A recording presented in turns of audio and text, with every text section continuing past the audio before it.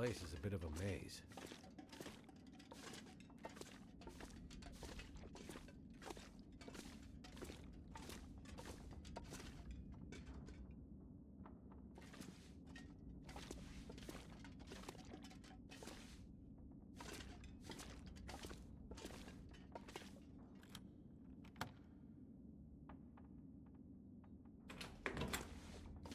Holy shit.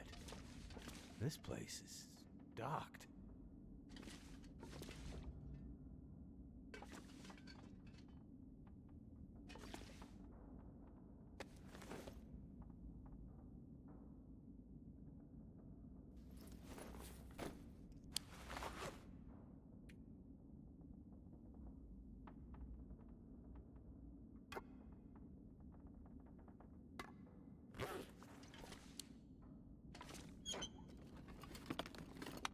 That'll come in handy.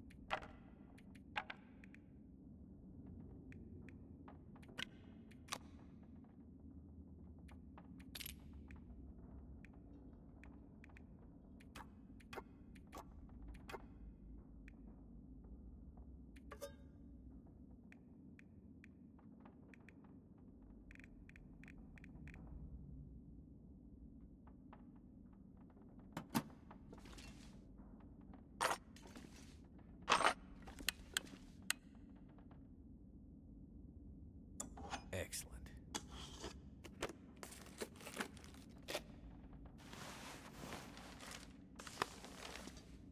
Finally, the right tool for the job.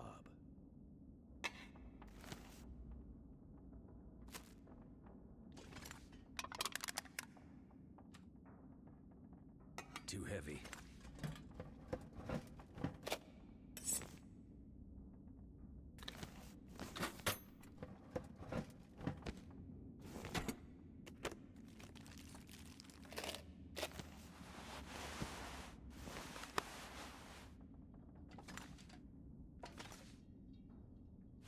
What have we here?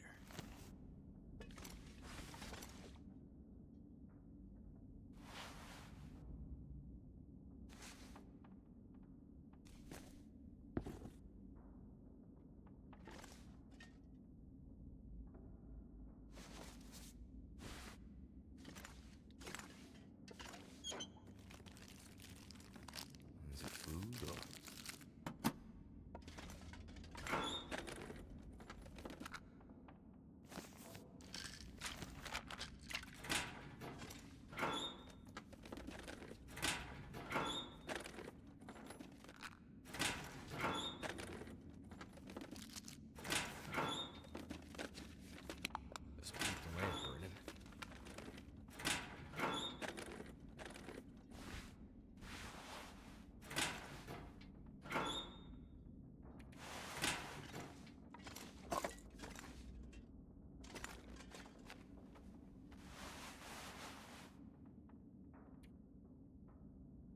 I'm not gonna be able to carry this load for much longer.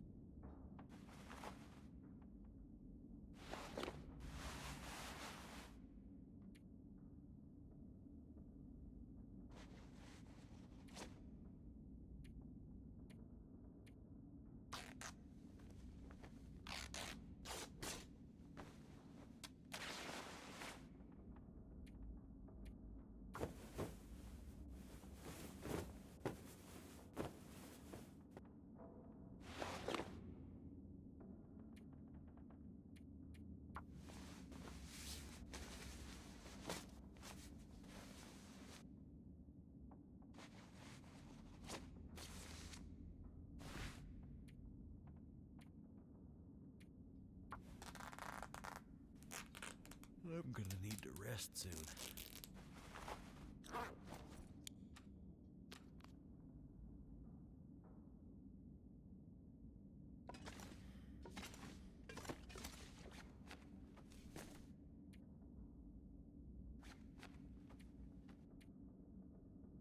This gear's starting to slow me down.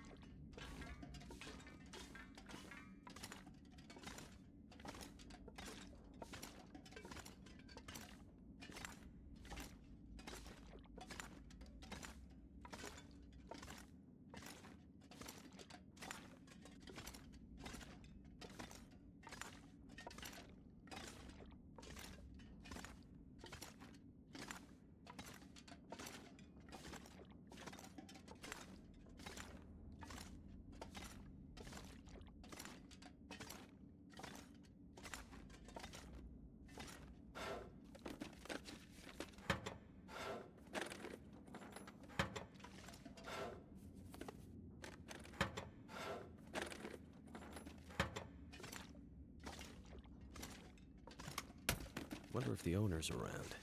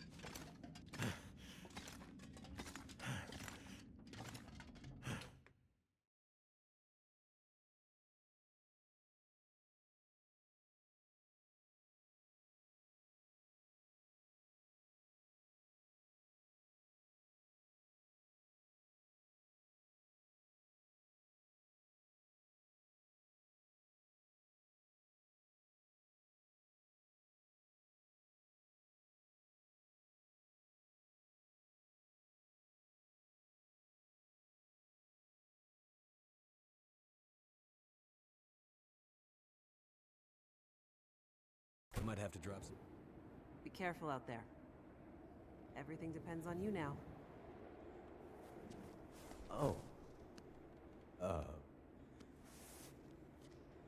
I'll be careful. Just come back, okay?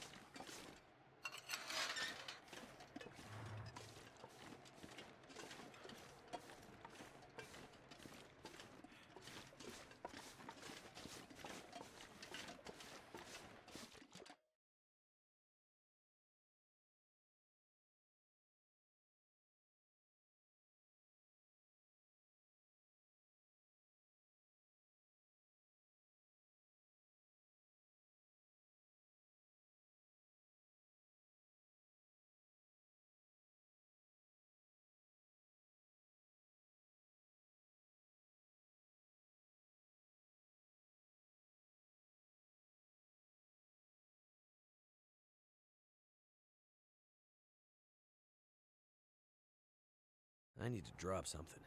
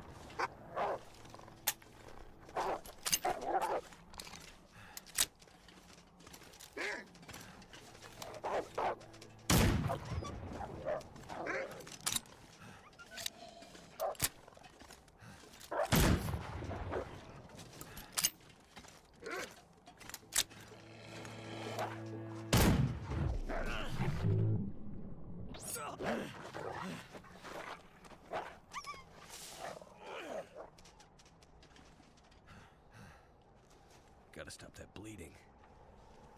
My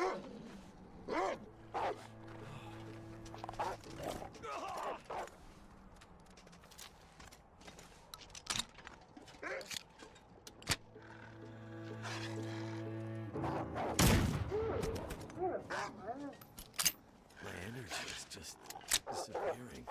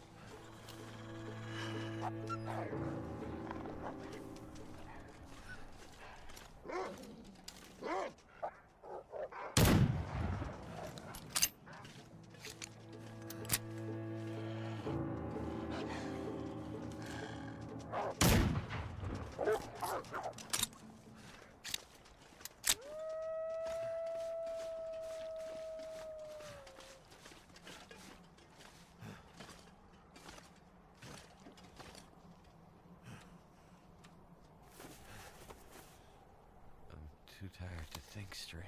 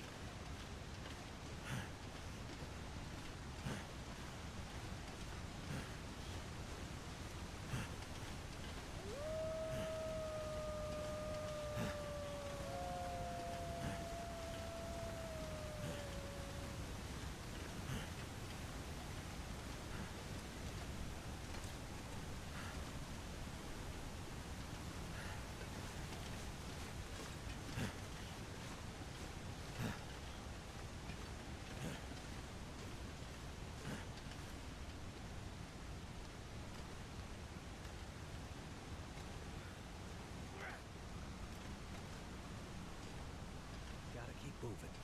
No time to waste.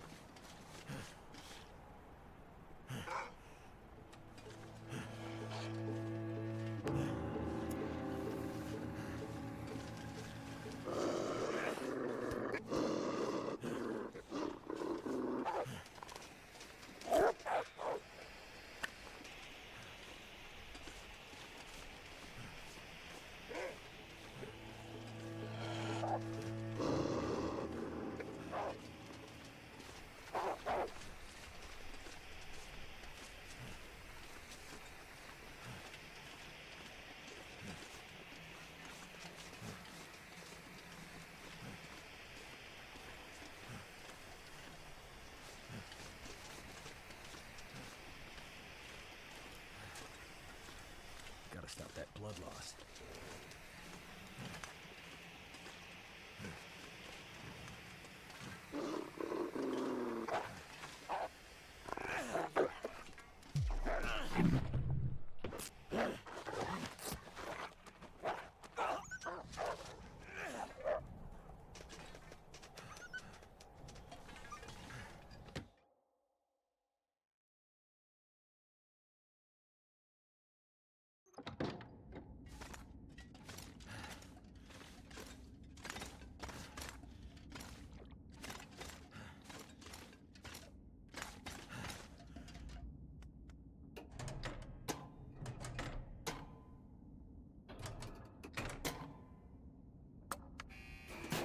Gotta stop that bleeding.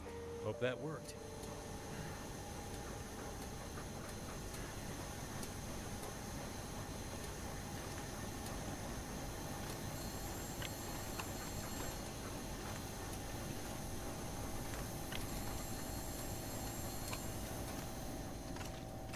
I don't have time to get stuck in here. Gotta find a way out.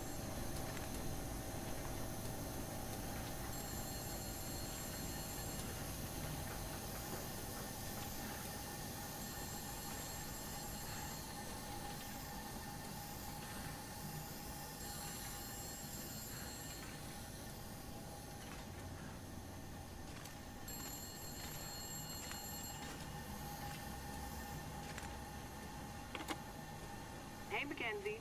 Back to this phone thing, I see. Remind you of any prison in particular? Those were good times. What's up, Jason? Just saw the light for Substation 3 go green on my board. Nice work. Wanted to check in and see how you're doing. Slow going. Lots of angry wildlife out here. Yeah, we tried to warn you. Yeah, we did. Okay, well, be careful out there. I'll check in with you at the next substation. Will do.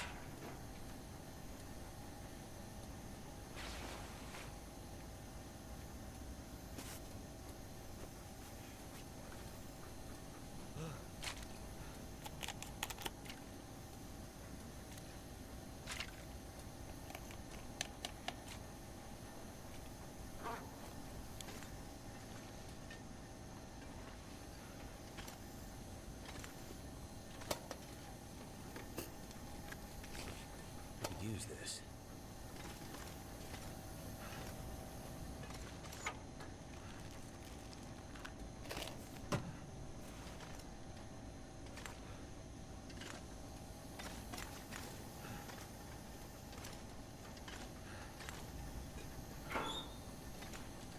This pack is getting kind of heavy.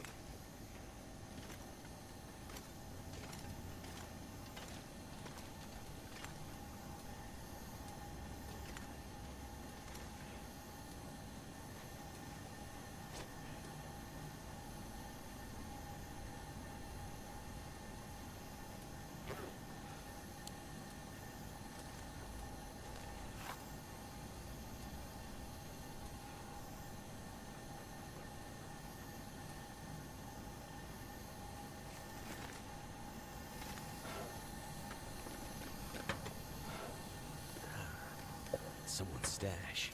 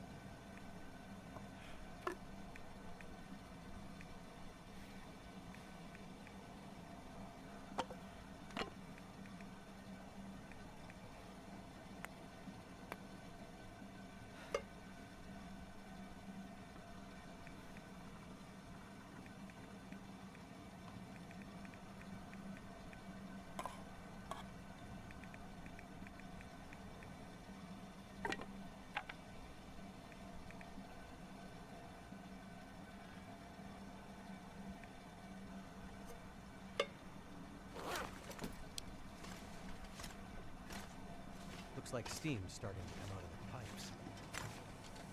Pressure is building in the system. Just like Atwood warned would happen. Gotta follow the steam pipes. They'll lead me to the next substation.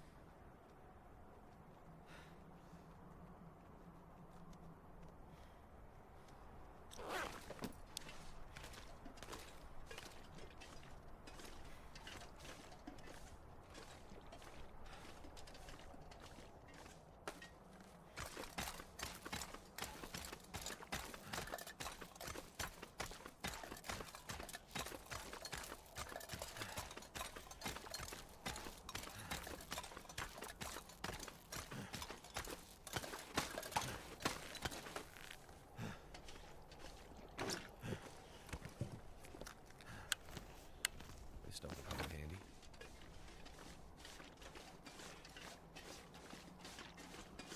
I'm going too slow. I'm gonna run out of time.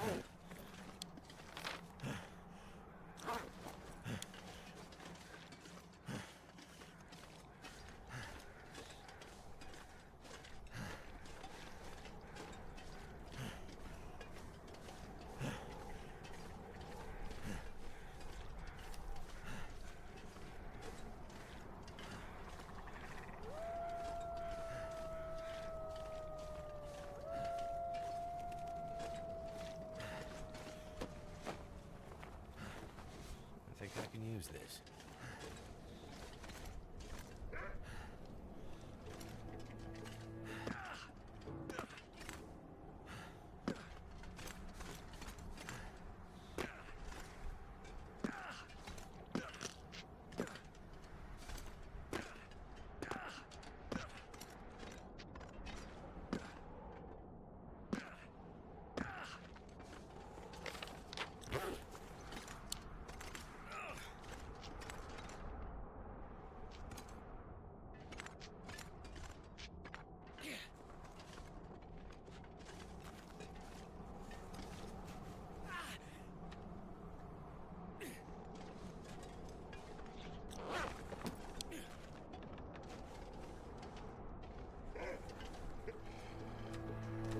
I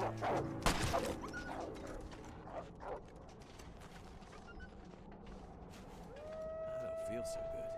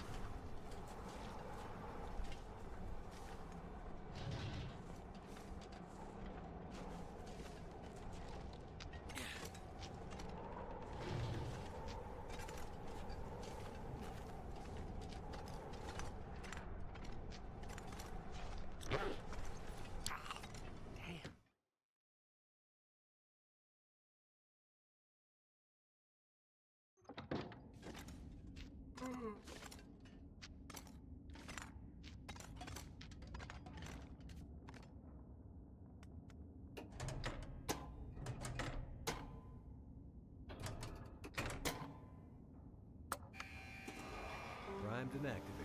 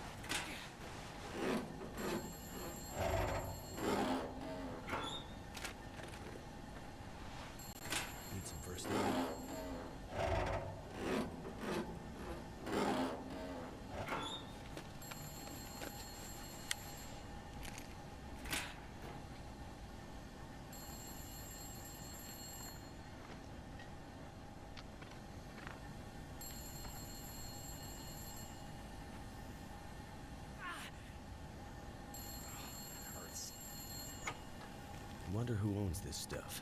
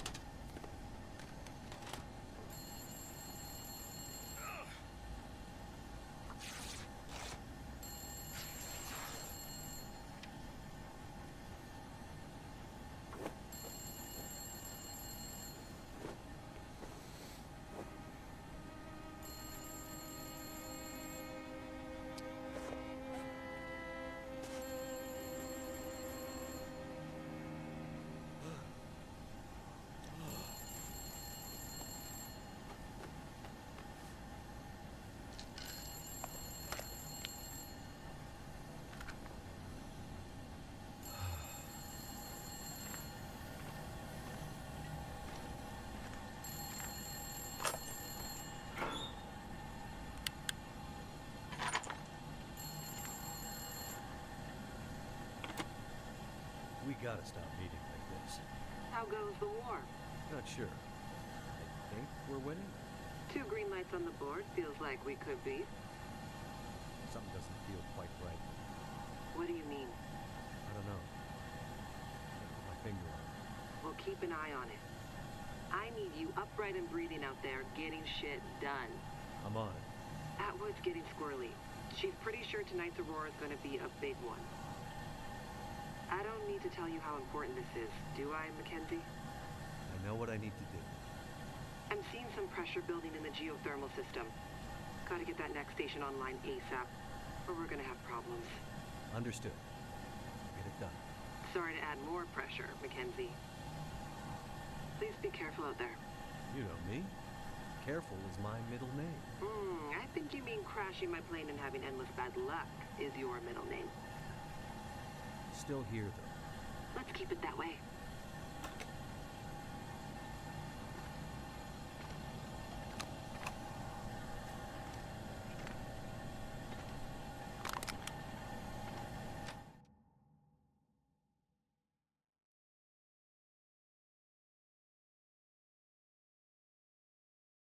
I'm gonna have to leave something behind.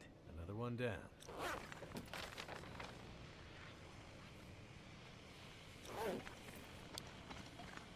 What the hell is that glowing stuff? It's like the aurora. On the ground.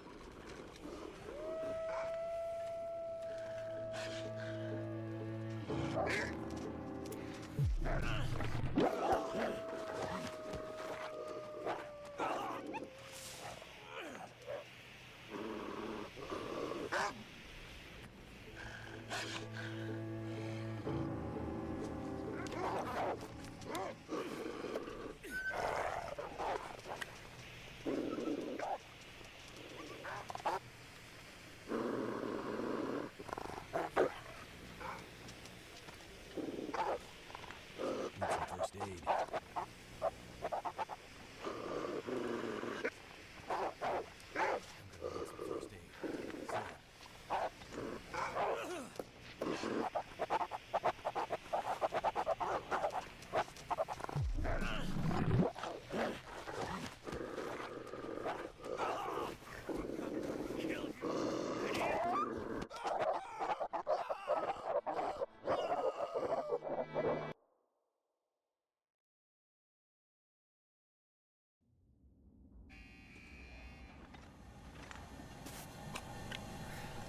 If I can drop any of this gear.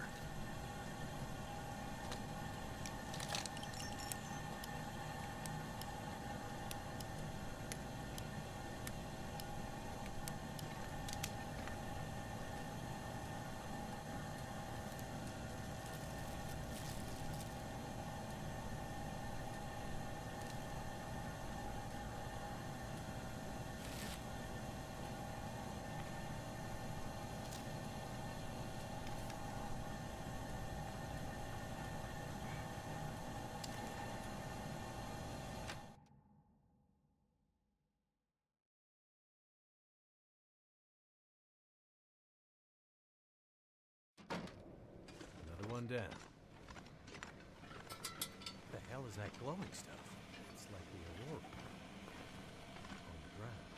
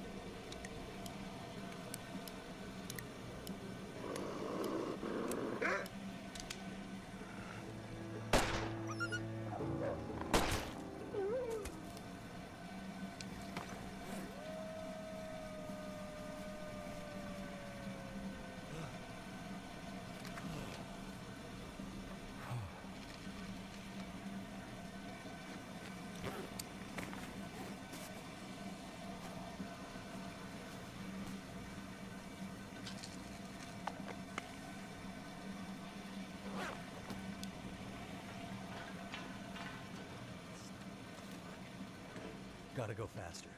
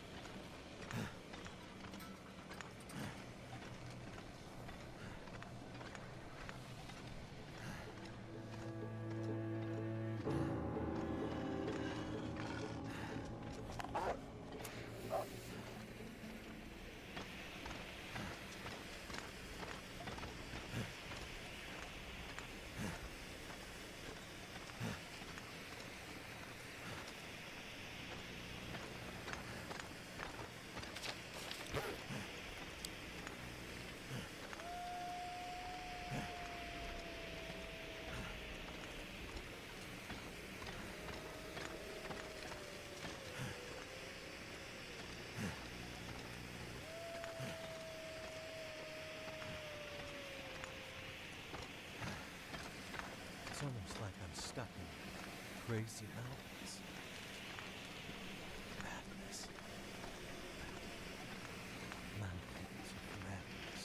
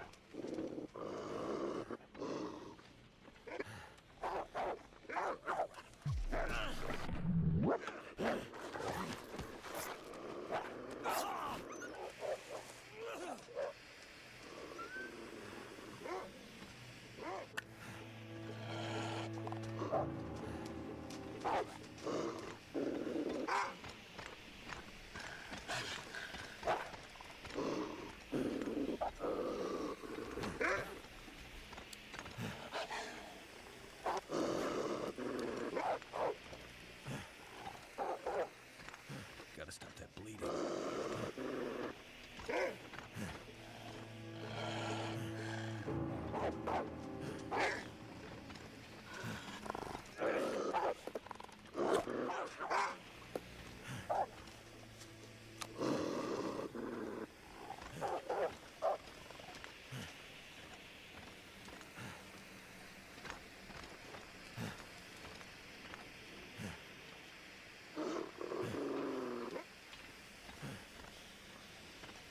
Need some first aid.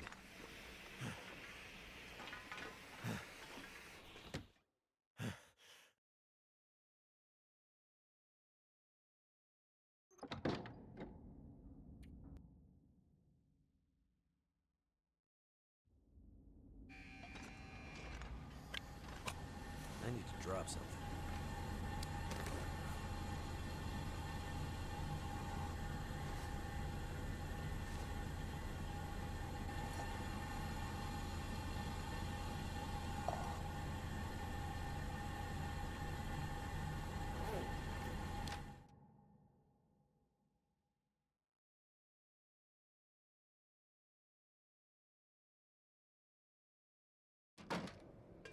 one down.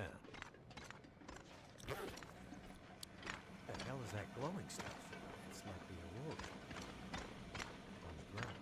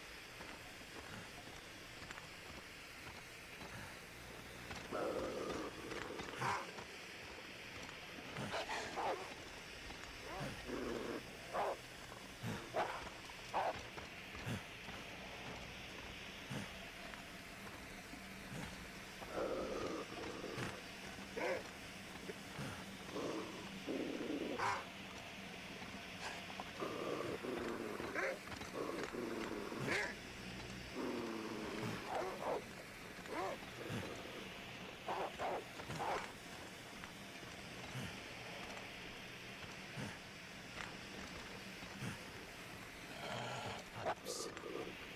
Not sure what this crazy place.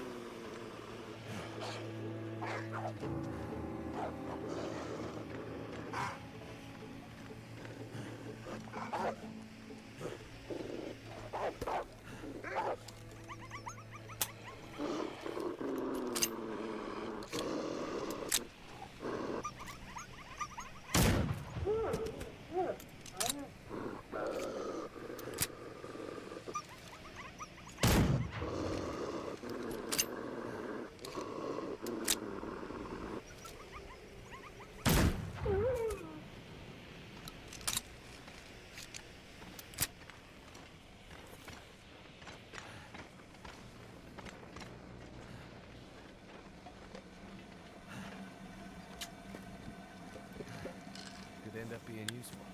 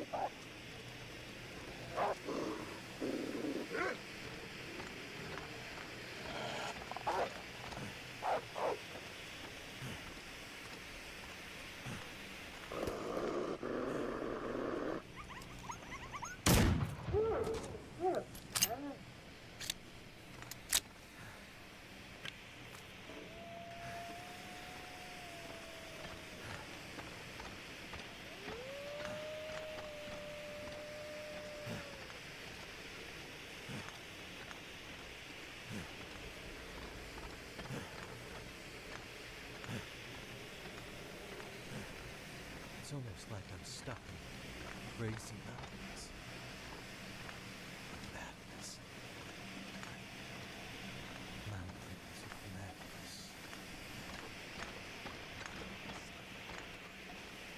Gotta go faster.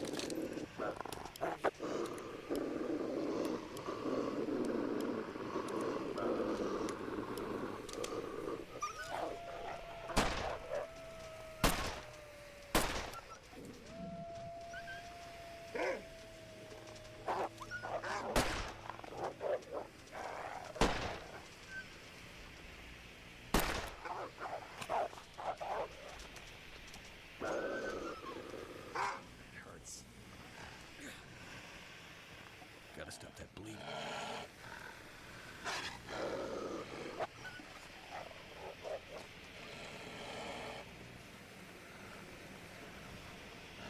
I don't feel so good.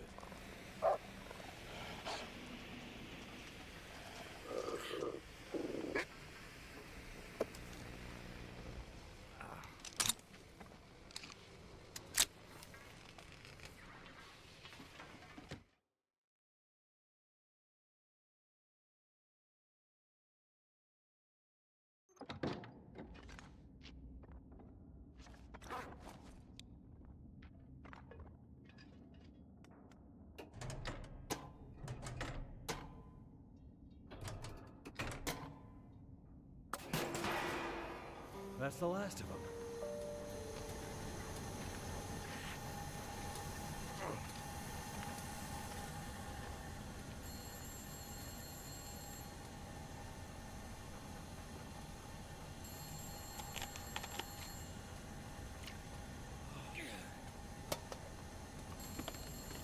This will come in handy.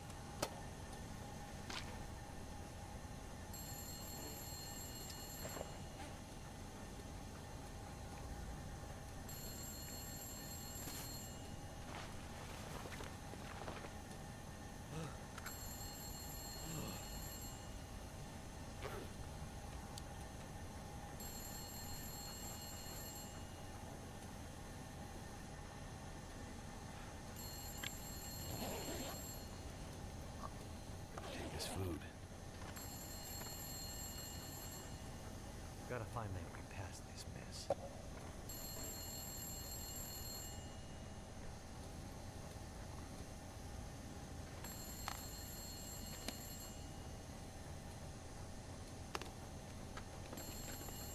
That'll come in handy.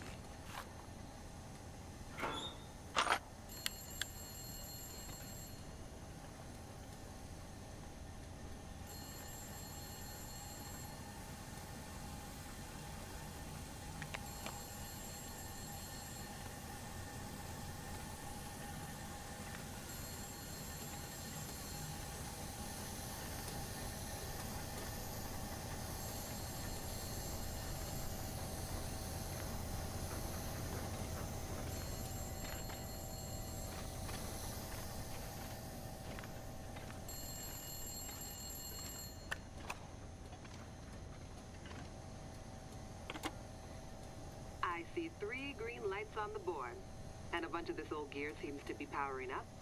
Good news. How's it looking out there? I think I've seen the worst of it. The pressure in the system seems to have dissipated, so that's one less thing to worry about. Great news. How we're at with preparations coming? She's in heaven. Haven't been able to get a word in edgewise since the power came back online. She's been running from system to system, and I am just trying to stay out of her way. All right. Let's hope her plan works. Tell that man to stop fooling around and get back here on the double. I gotta go. If the big Aurora appears before we're ready... I remember. Life's work down to 2. Exactly. Be careful out there, Mackenzie. And get back to us soon. I'm on my way.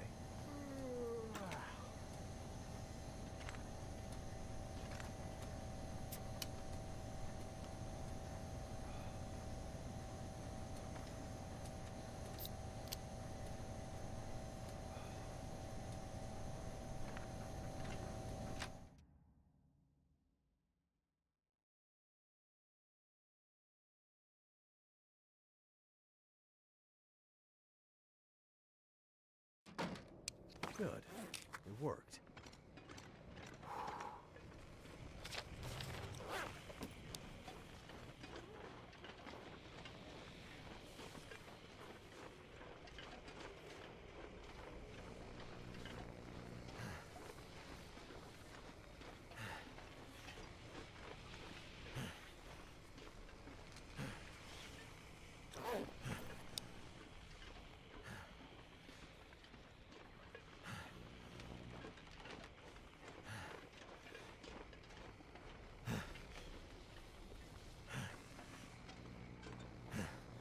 The air tastes funny.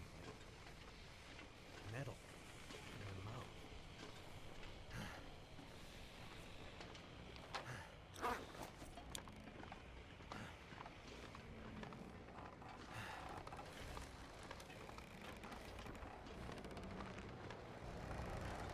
Oh, shit.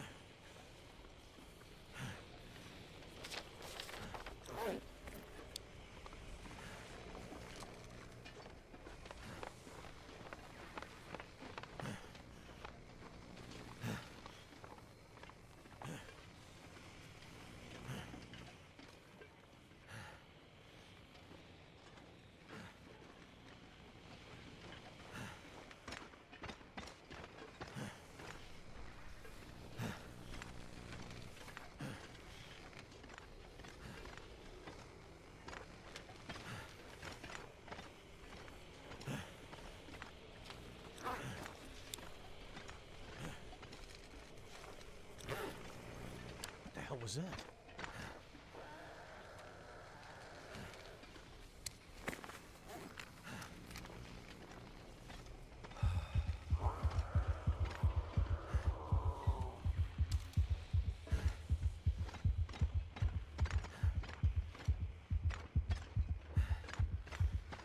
Oh shit! Is that what I think it is?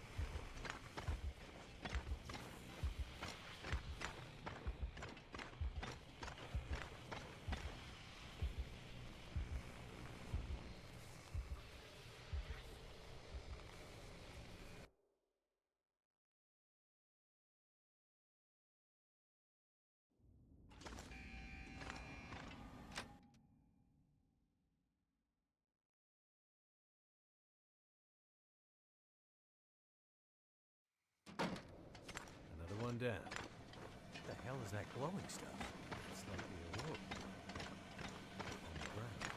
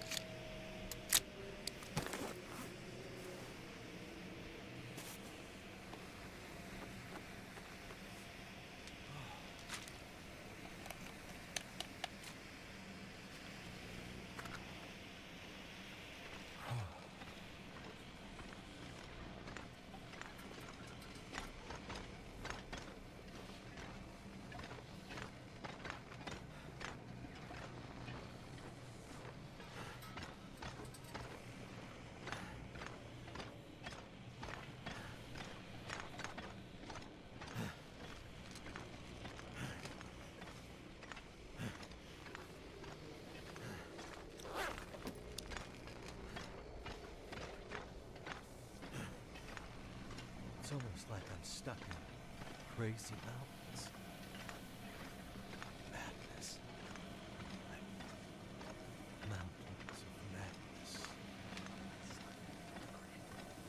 Gotta go faster.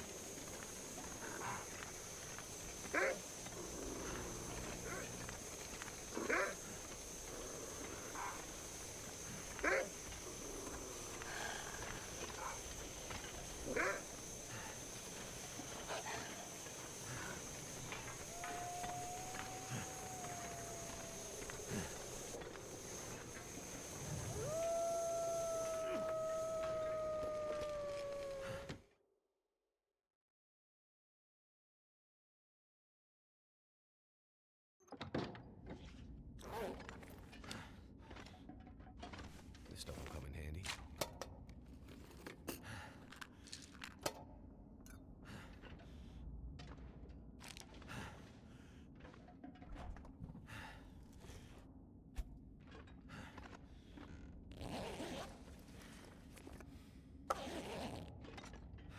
This pack is getting kind of heavy.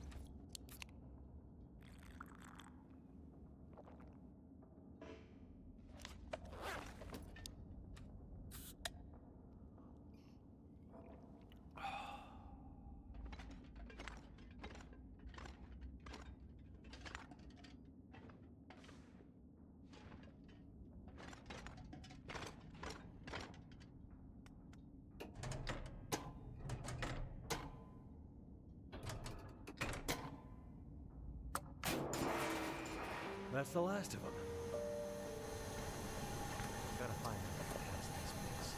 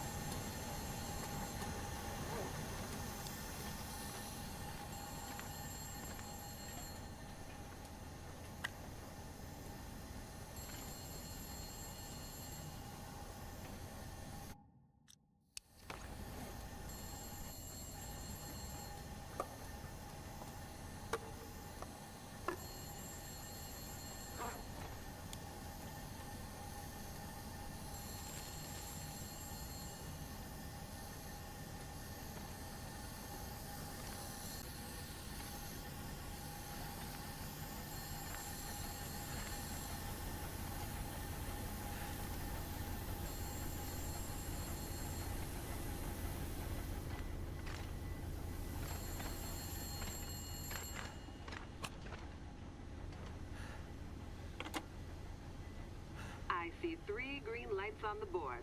And a bunch of this old gear seems to be powering up. Good news. How's it looking out there? I think I've seen the worst of it. The pressure in the system seems to have dissipated, so that's one less thing to worry about. Great news. How we're at with preparations coming? She's in heaven. Haven't been able to get a word in edgewise since the power came back online. She's been running from system to system, and I am just trying to stay out of her way. All right. Let's hope her plan works. Tell that man to stop fooling around and get back here on the double. I gotta go. If the big Aurora appears before we're ready... I remember. Life's work down the tube. Exactly. Be careful out there, Mackenzie. And get back to us soon. I'm on my way.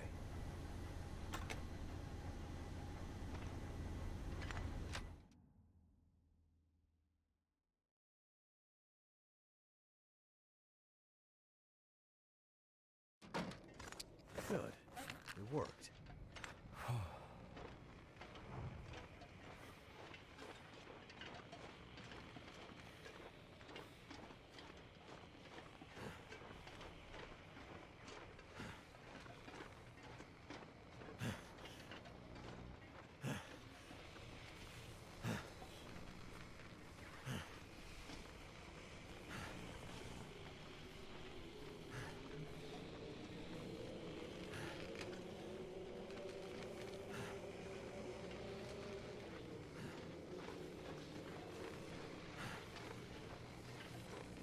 The air tastes funny.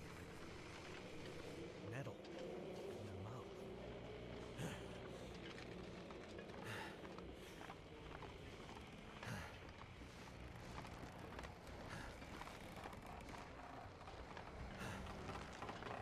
Oh, shit.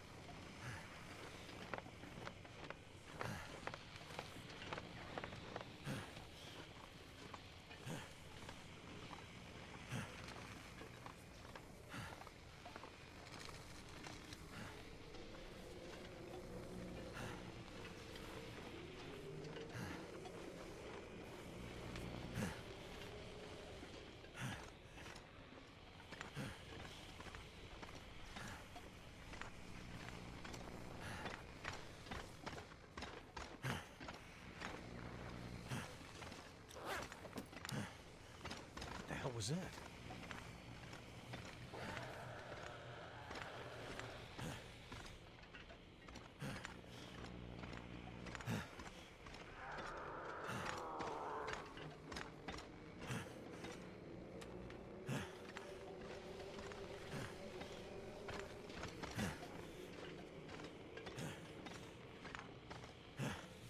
Oh, shit! Is that what I think it is?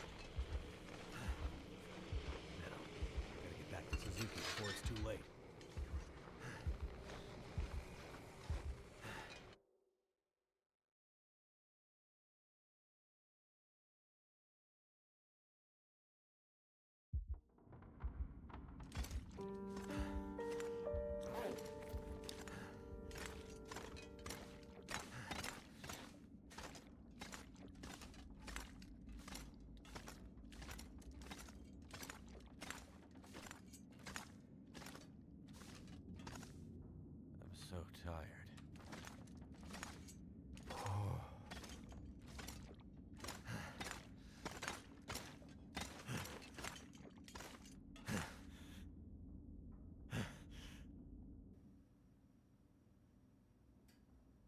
You did it, Mackenzie! Yes, good work, young man. It was no trouble. Now, do you have everything you need? I think so. I still have a job for you. Right. Please, accompany Jace up to... I can handle that alone, Dr. Atwood. He's already done enough. Accompany Jace to... With tonight's Aurora, we have a chance to pull the data now that the systems are nearly back online. But I'm not sure Jace can handle the next part alone. I don't need any help. We need to get the data from the buffers back into the mainframe, and then to the scope's relays for processing. But for that to work, we need the benefit of the program. The program? Just a little something I put together during my graduate thesis. It's a brilliant bit of coding, and without it, we'd be dead in the water. Okay. So, what can I do? The next parts are all about perfect timing, and we each have a part to play. I'm sure I can handle the telescope. Nonsense. This is too important to let pride get in the way. Once more, for good luck. Let's not make this a habit, okay? Works for me. You two had better get moving. We're running out of time.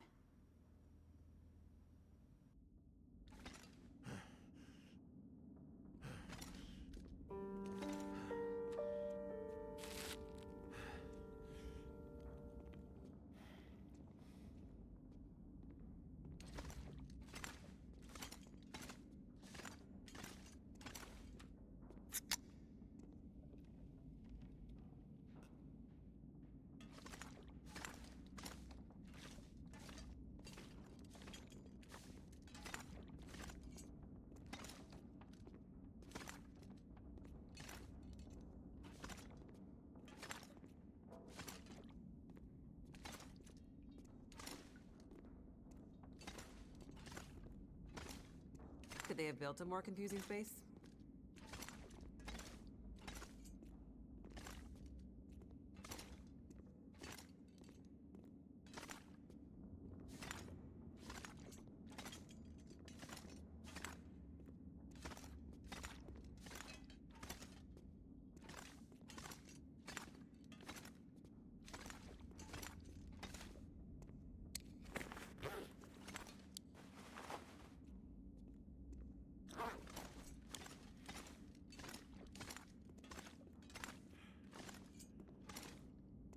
This place is old, but it has good bones.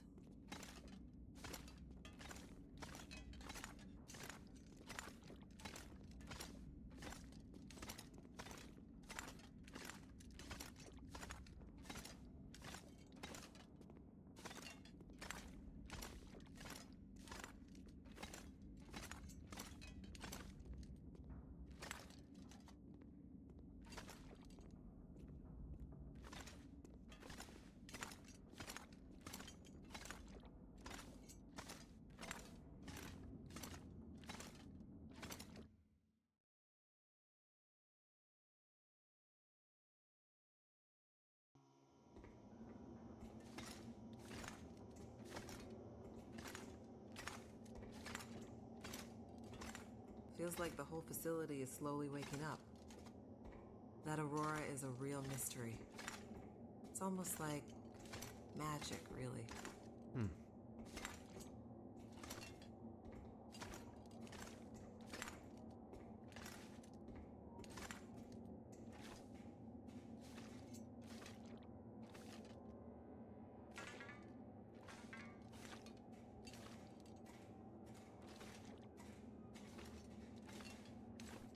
Imagine the logistics involved in building this facility.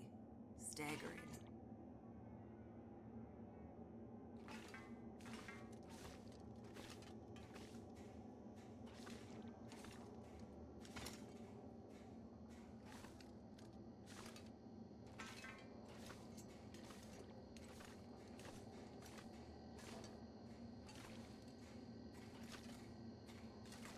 The people who built this had no idea how important it would be someday.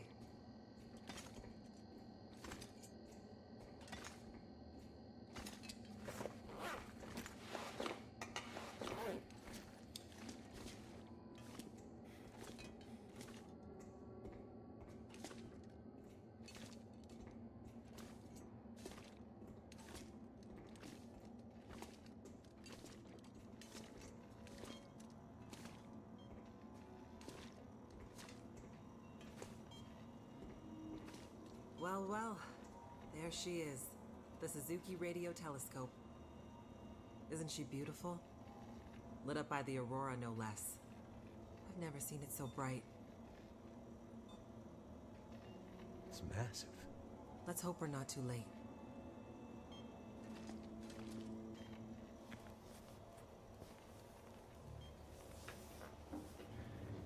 Okay, time to get this party started. There's a fair bit of interference.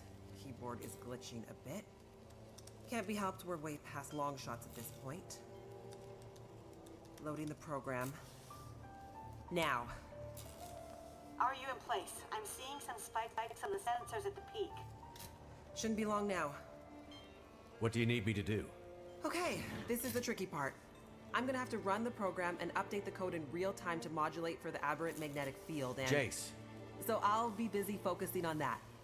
Meanwhile, once the telescope grabs a signal, we'll need to follow the source. The new data will help flush the buffers, and the data in the buffers will get pushed to Dr. Atwood's workstation for processing. It's an archaic system, but best I could do with 30-year-old technology. I'm still not clear on what you need me to do. You're a pilot, right? Yep. Know how to adjust your heading to follow a radar beacon? Yeah, I have a pretty good idea. Same principle. Grab the big metal wheels at the base of each leg of the telescope sensor assembly. You'll see a bunch of numbers around the edge. When my program outputs specific bearings, I'll shout them to you. And then you have to find a way to match those bearings as quickly as you can. Sounds easy as enough. The timing has to be perfect. Got it. Like, exactly perfect. I hear you loud and clear. Did you say you got here after crashing your plane? Don't start. Get ready. I'm seeing some power spikes. Something big. It's happening.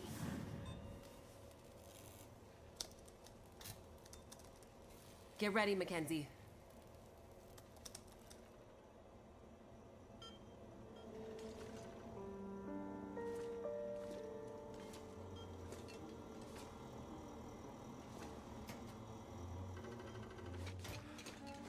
What a mess.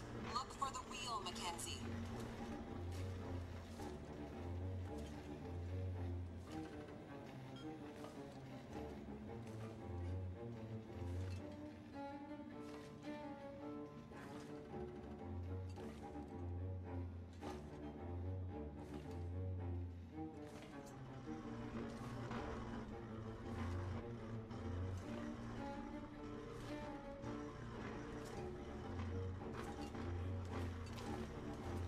Here we go. 141 degrees.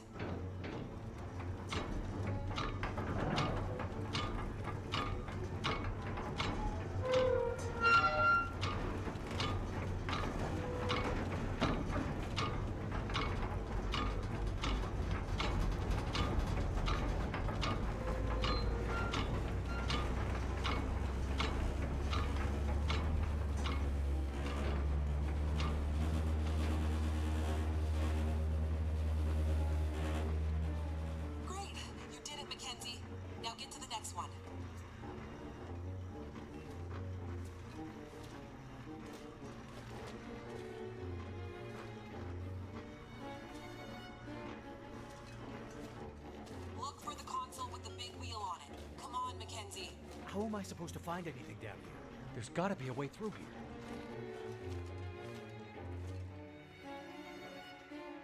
That's it. We're getting close now. Keep going. Okay. 67 degrees.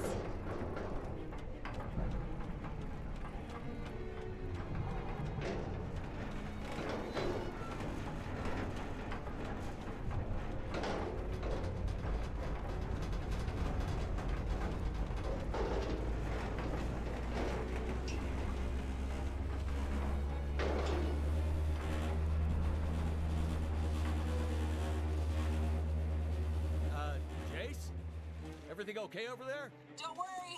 Keep going. Last bearing incoming. Come on, you sweet, sweet program. Don't let me down.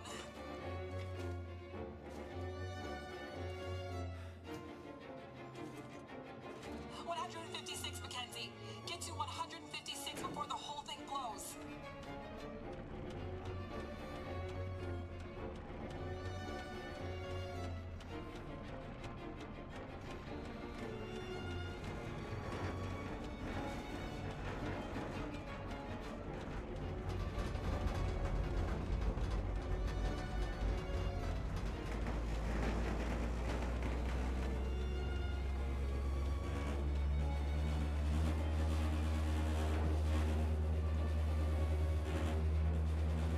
Now, Mackenzie.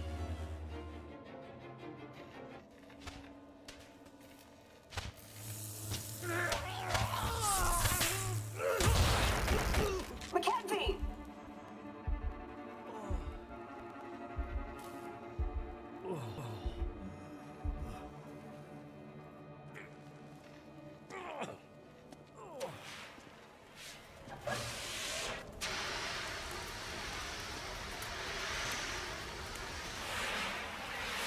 The program? She did the most any program can hope to do. Her job. Now let's hope Dr. Atwood got what she needed. Because this gear is toast.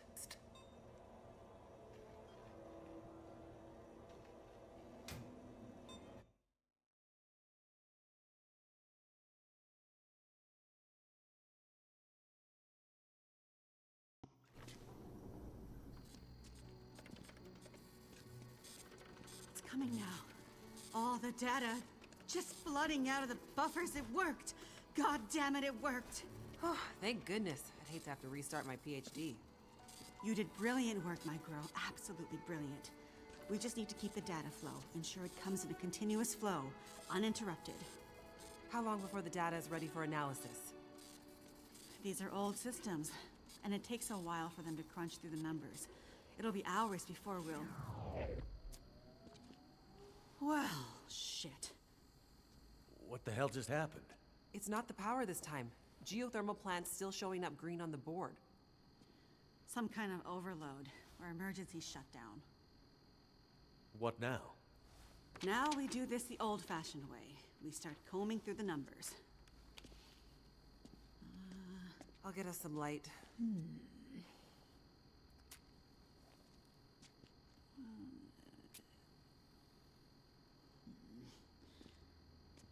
Do you see anything that would indicate the level of K-index we might expect to... Shush, girl.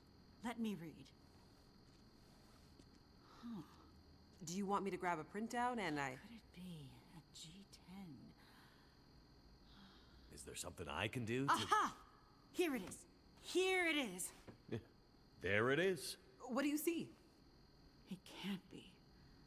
That silly old British bastard was right. He just never knew how right he was. Why did it have to happen in our time? British bastard? Please explain. For you to fully understand would take more time than we have. I'd have to go back more than 150 years. I like a good story. I think we deserve some answers. Very well.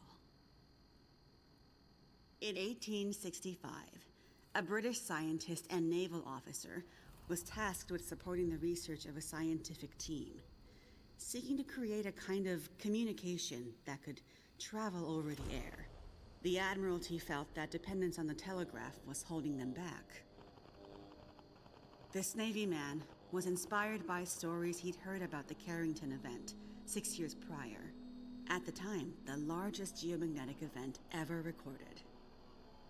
He had heard that the abundance of static electricity in the air had powered telegraph lines, even after the operators had unplugged them. Fires broke out due to this geomagnetically induced current. It got him thinking. This scientist's research led him all over the world, and he began to piece together a picture of the Earth's geomagnetic profile, and something about the operation of the sun and its effects on the Earth's magnetic field. Remember, This was 150 years ago, and well before they had the equipment to prove any of this. But a theory began to take shape in his mind that suggested the sun went through cycles of geomagnetic activity, waxing and waning, but sometimes spiking inexplicably in dramatic ways. The historical record held evidence of many of these events, but in pre-industrial times, the impacts were more subtle. Even in the mid-1800s, there wasn't enough power infrastructure to really feel the impact of these spikes, so it wasn't of grave concern. But the growing dependence on telegraphy suggested this shouldn't be ignored. And this scientist predicted that if the level of electrification continued to grow exponentially, as was predicted, this would create a serious vulnerability that could be exploited by their enemies at great cost to industry and society at large. He was given a secret commission from the Royal Geographical Society to prove his theories and to come up with a strategy that would ensure the British were in the strongest position to exploit any such geomagnetic disaster. After another decade of research, this scientist began to suspect that this geomagnetic current that existed all around them could impact many other things, and more deeply. He began to study migration patterns of animals and gathered evidence of whale strandings, bird die-offs, and other unexplained mysteries relating to animals' innate abilities to navigate vast distances with great precision without the benefit of modern tools or equipment. Eventually, he knew he had to travel north to the Arctic to really test his theories. And in December of 1865, he took a ship and a crew of Navy scientists and mariners in a specially commissioned research vessel, a modified bomb mortar ship, fashioned after the Terror and Erebus from the ill-fated Franklin expedition.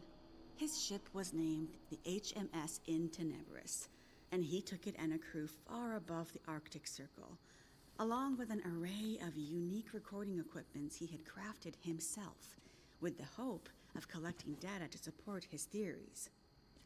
This scientist and Navy man was Captain Edmund Wintermute. The word in Mackenzie's secret message. It was a person's name. Wintermute's mission was to collect data near the Arctic Circle, and he and his crew were also tasked with the goal of resupplying a small Navy research outpost that had been set up as part of Wintermute's program the year before.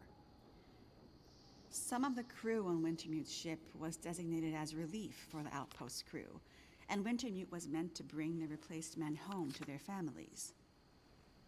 A few days away from the Arctic Circle and 2 days from their destination, Wintermute recorded increasingly active aurora and other geomagnetic activity around the ship, including St. Elmo's fire. But he also noticed something else. As evidenced by their journals, many of the crew were having trouble sleeping, with some experiencing full-blown insomnia that worsened as they traveled further north. Some were also beginning to forget things, their journal entries occasionally slipping into childlike language or outright gibberish. 2 days out from their destination, the night watch rang the ship's bell to announce a man had gone overboard. The man, an experienced mariner, had been observed to simply walk off the deck of the ship. By all rights, a calm and dependable sailor. This event shook the crew's morale. Wintermute did his best to keep them focused, but he was still inexperienced as a ship's captain, always more the scientist than sailor or Navy man, and he could tell the men were increasingly becoming anxious, even distrustful. Walked off the ship and straight into the water. Exactly, but things got even stranger after that. When they arrived at their destination, a small island surrounded by sea ice, they found the Navy observation camp that Wintermute had set up the year before completely abandoned. The shelters were mostly destroyed, the relentless Arctic winds having shredded their canvas. The sled dogs were killed, some seeming to have been eaten, Many of the men were found dead, their bodies frozen in their beds, some showing signs of having been attacked or murdered. Yikes. Keep in mind, the Franklin expedition was still fresh in the public imagination during this time, including all the rumors of cannibalism. Wintermute could tell some of his men were nearing their breaking point, so he sent them back to the ship and took only a small group of trusted officers with him to search the rest of the small island. On the far northern side, in an icy bay, they found the remainder of the outpost crew, their bodies frozen solid in the ice. Some appear to have walked in and simply frozen in place. Jesus. And I thought we had it bad. Not wanting to completely abandon his research, but also recognizing the fragility of his situation, Wintermute kept a small group of trusted and hardy men with him. He offloaded sufficient provisions and equipment for them to survive up to 6 months, and sent the crew and the Intenebris back to London, with the request that they send a rescue ship to pick them up. That's dedication. But what does it have to do with our data? I'm getting there. Months later, the relief ship returned to find only Wintermute remained. He had left books of scrawled notes, data he had gathered using his novel devices, sketches and observances of the men he had kept with him, and a detailed diary outlining their slow but progressive decline into a kind of fugue and madness. Wintermute was accused of murdering the men, brought back in shackles, and once back in England, summarily court-martialed and committed to a sanatorium. His equipment, journals, and the data therein were hidden by the Admiralty, and the Royal Geographical Society renounced Wintermute's membership and denounced his research, claiming he had gone rogue. His work disappeared for over a century, until I dug it up. Why haven't we ever heard this story before? Exactly the question you should be asking. I had encountered odd and inexplicable references to his research, but always leading to dead ends. I finally managed to get my hands, through no small feat of my own canny research and a dogged determination, I might add, on a few of his earlier papers. It wasn't easy, believe me. A woman, let alone a woman who isn't white, had to work 10 times harder to get access to this material, but I managed to do it. I spent the next 20 years piecing it together, tracing the fingerprints of Wintermute's theory, collecting his data, analyzing, and then adding to his research with research of my own using increasingly modern equipment. And the more I dug, the more data I collected, the more worried I became. Because not only had Wintermute's original fear come to pass, that the world had become dependent on the electrical grid, a technology that would easily be taken offline should any Carrington-level geomagnetic event occur, but even worse, that the Carrington event of 1859 was like a tiny spark compared to the massive, overwhelming storm that might come in the future.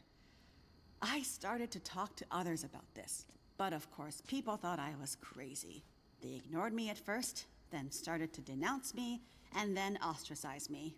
Until I eventually found myself so far on the fringes of accepted science that I was entirely isolated, with nobody to trust, nobody who would believe me. I lost my job, my marriage failed, all my academic credentials were thrown into question. Ah, this explains something about your reputation, Dr. Atwood. Nobody would believe me, except for John, who you met as Jeremiah, Mr. Mackenzie. He was a young corporal in the Canadian military when I first met him. Handsome, as I recall. It's a long story on top of an already long story, so I won't tell it all here. But the important thing was he was stationed at a radar observation post along the Dew Line, far north, and started to observe some strange things of his own. He followed the trail, which eventually led him to me. Then when we got together, there were sparks, I tell you.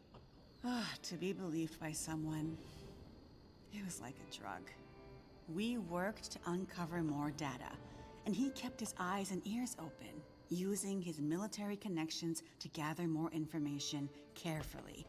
And he moved up the ranks, but always stayed under the radar, putting his career aspirations aside to ensure he could stay close to the facilities we needed access to.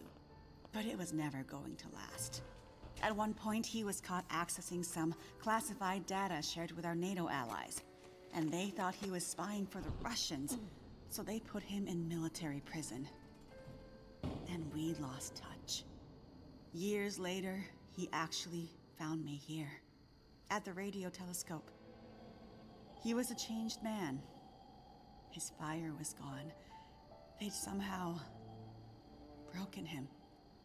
He said he still believed, but he couldn't be part of this journey. And that's the last time I saw him. That was more than 20 years ago. I can't believe he's still alive. And on Great Bear, no less. You can't possibly believe that's some kind of coincidence. Jeremiah being here. What are you suggesting? Isn't it obvious? He stayed here for you, to be close to you, to keep watch. He's been here ever since, close by, in case you might need him. And as soon as he saw the Aurora and what it could do, he knew. He saw the signs. When I met him, he was nearly killed by a bear. And when I left him, he was still not much more than half alive. Otherwise, I'm sure he would have come here himself. But he sent me to warn you. He made me promise. And he knew by then what that promise would mean. He sent you in his place. And it's a good thing he did, because now we have the final piece. This is the answer we've been looking for all these years. Do we finally have it? I think we do, dear. I'm not following. All my research here, and Jace's since she joined me, has been to try to anticipate, to get ahead. Ahead of what? The next big Carrington-level event. The thing Wintermute spent his life also searching for. And others, lesser scientists, industrialists, crackpots, even here on Great Bear. The island's unique geologic strata and northern latitude created a perfect test bed for geomagnetic research. Even a few decades ago, a German industrialist named Rudiger. But that's not important. Dr. Atwood, do we know the terminus? We do, my dear. And when is it coming? Do we have time to prepare? No, dear. It's already too late. It's already started. What does that mean? It means we're in a new geomagnetic normal. What you've seen so far is really just the beginning. Things will get much worse from here on out. But how long will it last? Carrington was over in a few days, weeks at most. Oh, this is much bigger than Carrington. How long, Doctor? I hesitate to say. With the data I have, I can only offer a vague range. 40 to 400. Hours? Days? Years. Wintermute tried to warn us 150 years ago, but nobody listened. And now we're at the very beginning of a geomagnetic storm. A disaster of such proportion we've not seen its like in recorded history. The power grid is down. Everything humanity has built over the last 100 years or more, based on technology, electronics, everything based on the integrated circuit, electricity, it's gone. It's all gone. Nature is changing, and soon we'll begin to see the impact on people. We won't emerge unscathed. And this period of darkness will last from 40 to 400 years. A new dark age. The long dark. And what humanity will exist on the other side of it, I cannot even begin to guess. Then I need to warn her. I need to get to Perseverance Mills. You're talking about your ex-wife, the doctor? Astrid will be there. And she needs what's in this hard case. What's in the case, and what kind of doctor? She's a researcher. Insomnia, memory loss, fugue states. I think she stole some experimental meds. She's trying to help a friend. A child that's suffering from some mysterious illness. I'm not sure. Go to her. Regardless of what's in the case, you can bring her here. Her and anyone else you care about. We have to think about the survival of the species now. But what can we possibly do here? Oh, Jace, my silly girl. Have you forgotten what this facility is built on? I just know it's some government thing. Before it was repurposed for use with the radio telescope, this was an observation post for monitoring satellite communications. Mostly American, Russian, some Chinese, Cold War stuff. But why here? Who would think we'd be spying from here? Exactly.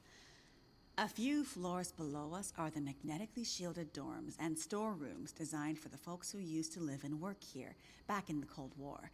The whole place is basically a big bunker. Right. And the team that built the geothermal plant left various supplies behind. Exactly.